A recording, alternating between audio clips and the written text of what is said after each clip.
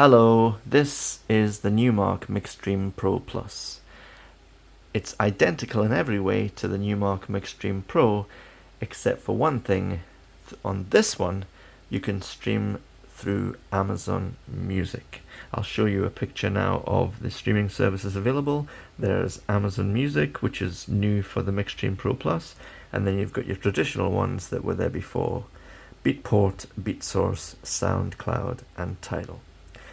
And because this operates through Engine DJ, as you can see right here, that means that you don't need a computer to use this machine. This is basically plug and play. As long as you have one of these streaming services and a Wi-Fi connection, then that's all you need. You connect it to Wi-Fi, you put in your password, blah, blah, blah.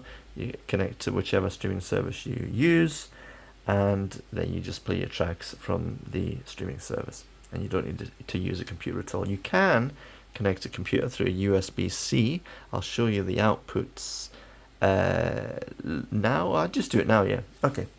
So as you can see, this is the back panel. You've got your logo there.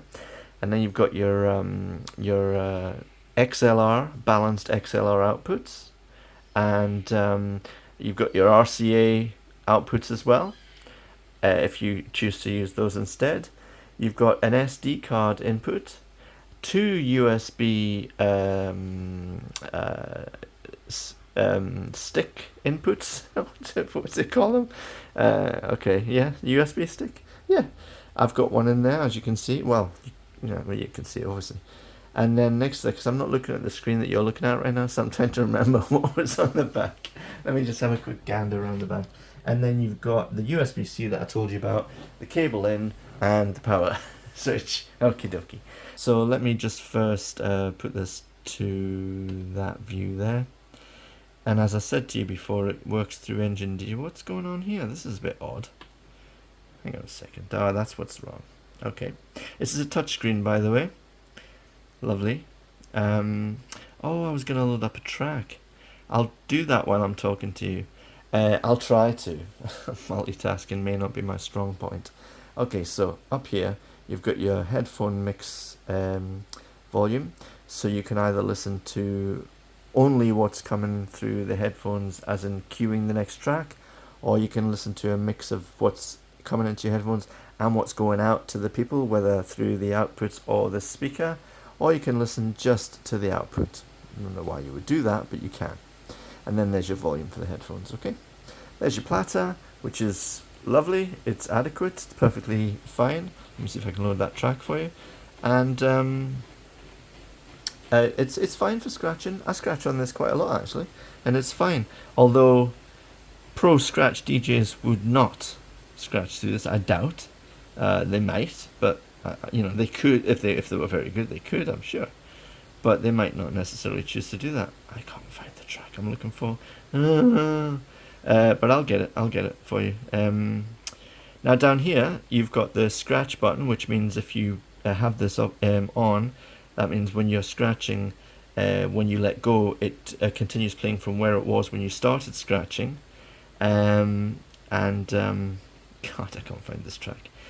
And when it's off, it doesn't have that. I prefer to have them off, but they're automatically on when you switch the machine on, so you just have to remember to put them off. Okay, then you've got your sync, your cue, your play and pause, your shift, which there's some, I don't know if you probably can't read those, but you can see some in red, can't you? Functions in red. So when you hit shift and then the button, the red one will be activated. You can see here as well, you've got pitch range. So if you hit shift and one of those buttons, instead of that adjusts the pitch ever so slightly. It's like nudging the turntable back or forwards if it's a bit fast or a bit slow. So that just does that with these clicky buttons. But if you use switch, then it adjusts the pitch range, so it'll make it more or less. Okay. So that's what the shift button's for. These buttons, yep, they're clicky. They're nice. They're fine. There's no problem with them. And these are pads. So these aren't clicky. These are thuddy. And they're fine, absolutely no problem at all. You often get 8 pads, but you've only got 4 here. Now, some people would see that as a downside. Me, I don't, because you get the speakers, which is a fantastic function of this machine. And I would rather have the speakers than another 4 pads, because I don't really use saved loops, auto loops, and roll. I use cues, but I've got 4 cue pads there, and that's really the most I'm going to need in one track. If I need more, then I'm going to have to make my peace with it. And then you've got your pitch slider here, which is quite short, but it's perfectly fine. It doesn't limit me in any way, shape, or form. As I said to you before, you've got cue, saved loop, auto loop, and roll. Okay. Up here you've got your lighting button, which operates your smart lighting control. I'll never use that, but it's there.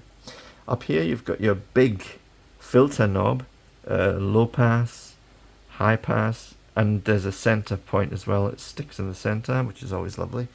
And that's an effect. Let's look at the other effects here in the mixing section. So you've got echo, and you've got all your, as you can see at the bottom here, you've got your effects. I'll take a photo of that and put it up there for you now. You can see that you can alter the beats.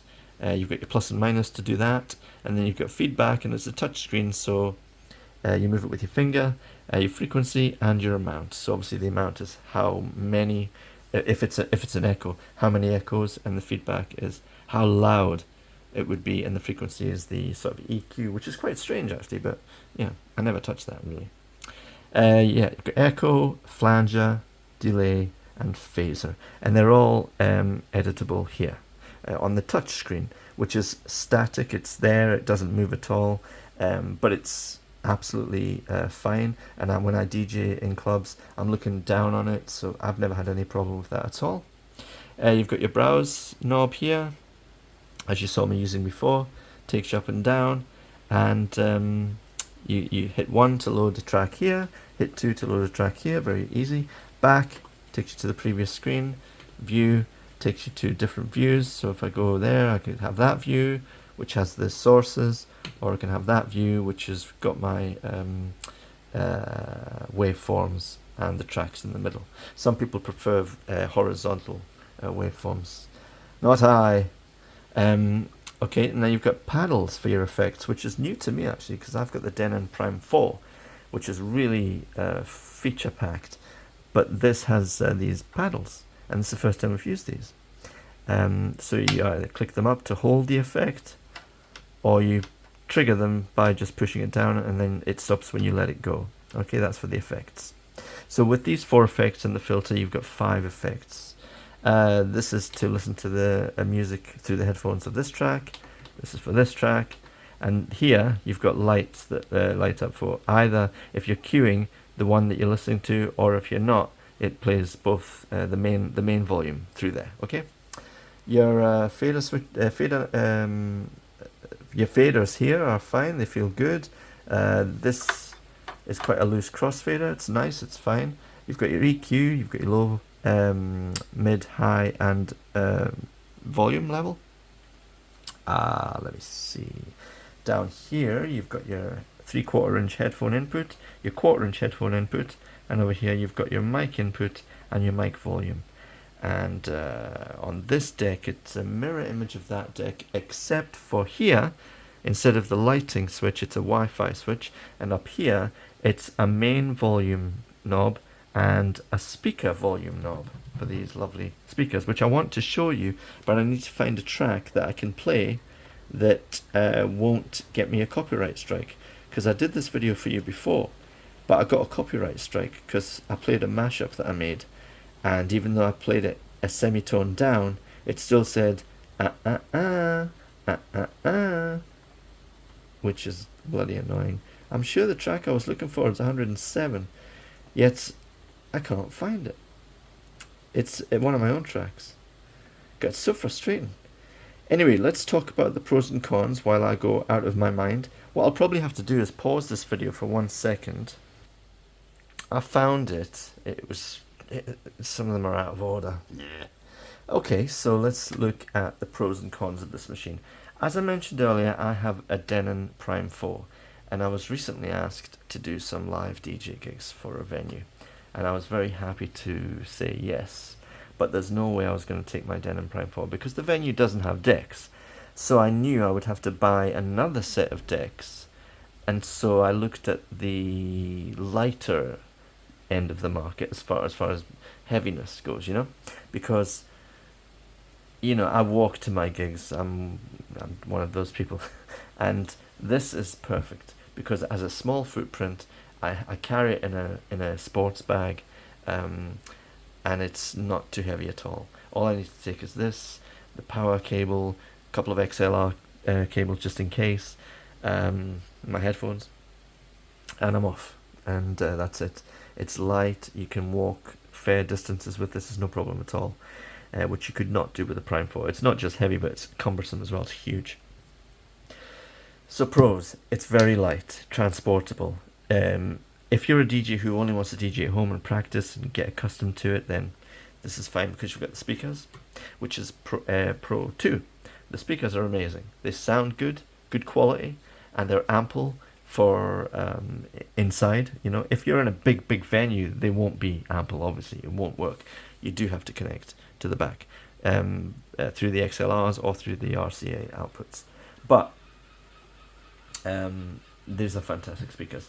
They're here and here, and the angle is I'll try and find a photo and put it up for you now. I'll try, but the speakers are at different angles, so one of them is more to you and one of them is more up. It's hard to explain, but yeah, you'll see what I mean if I can find a photograph of that.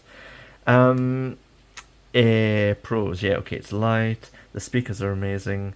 I'm gonna just I could talk about cons, but really I find there's only one con, and that is that there's no EQ for the microphone. I do radio shows and I need an EQ for the microphone. I do my radio shows currently through the Denon Prime 4 because it has two microphone inputs and EQs for both, which is fantastic. But I don't want to keep the Prime 4 and a third machine. I'm going to buy the Pioneer Rev 5 only because I want to start using stems. I've never used a DJ controller before. That may sound strange, but I haven't. And I want to use stems. And the best way to use stems is through Serato, because you can use Serato, Rekordbox, Virtual DJ, and even the new Denon Prime 4 Plus has stems.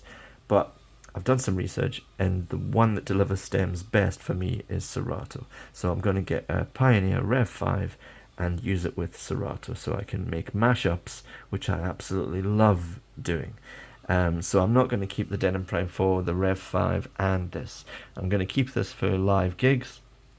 I'm going to have the Rev 5 as my other one. And hopefully the Rev 5 has a mic EQ so I can do radio shows from it. I'm going to have to do some research into that.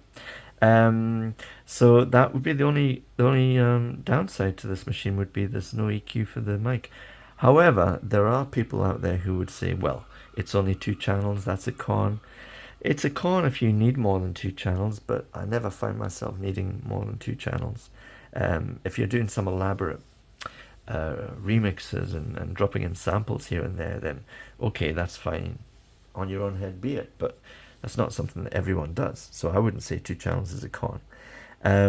Only 4 effects or 5, I don't think that's a con either, because some effects are not really usable, not really, something you would like. I don't know, maybe some people use all different types of effect all the time, and that's fine, but I don't think the crowd really cares. I'd say, oh, listen, he's using the bit crush effect, that's a nice touch. I don't think they would say. They're not going to leave the gig saying, I can't believe the guy never used a bit crusher, all night. And the size, everything, of course, it's a small unit, so everything has to be smaller. The platters are relatively small. The pitch faders are relatively small.